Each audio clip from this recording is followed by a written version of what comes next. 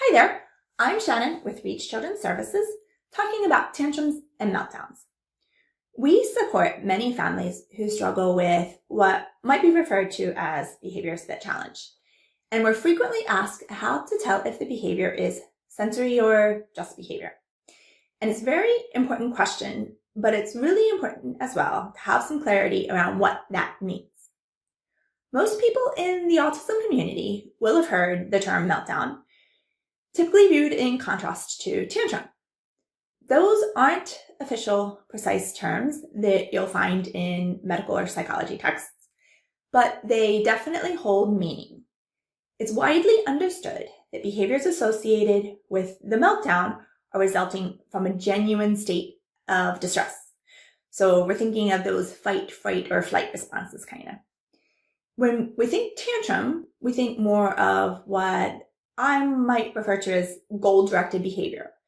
So the child screaming or maybe hitting out because you've told them to turn off the iPad or do their homework. But it can be a bit tricky recognizing the difference sometimes. The antecedent or trigger might give you some clues. So we might reasonably classify an intense reaction to a fire alarm as a meltdown and a child's reaction to being told no as a tantrum. But sometimes we don't know or see the antecedent. So here's a few things to consider in trying to interpret the behavior, but these are just guidelines. Each person and situation is different. Generally, if we see a child is not mindful of their own safety, they're not responsive to or are seemingly unaware of other people or things that are going on in the environment, and they're not attempting to communicate through conventional means, such as verbal negotiation or AAC even, this could suggest that they're in that fight, fright, flight mode. And when they're in this zone, understanding, reasoning, problem-solving skills, out the window. At this point, you're not going to be able to reach them. This is when you're just trying to support, minimize any language or other input.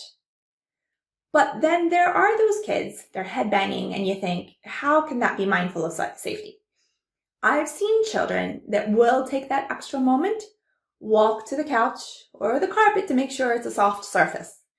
Or maybe they're looking to make sure you're watching. Maybe you find that the episode resolves pretty quickly when they see and get something they want, that they're pretty easily distracted out of what seems to be an intense episode. So when you say ice pop, suddenly they're getting up and able to pull it together. Yeah, an ice pop. This probably suggests they have some level of awareness and ability to adjust their behavior. I want to leave you with a few last thoughts. It's not as simple as sticking it in either of those boxes, meltdown or tantrum. Sometimes what starts out as something, either the tantrum or meltdown, can actually evolve into the other. And while we do adjust our approach, we consider whether it's meltdown or tantrum. Either way, we always recognize that the behavior is a signal that there is a gap between the demands of the environment and the child's skills, whether it be communication, tolerance, regulation. And even where we assume the behavior is tantrum, our approach is still teach and support. We never label the child as bold or rely on consequences. We try to bring the skills in line with the demands of the environment or bring the demands of the environment in line with the child's skills. So that's really all I have time to discuss. Thanks for listening.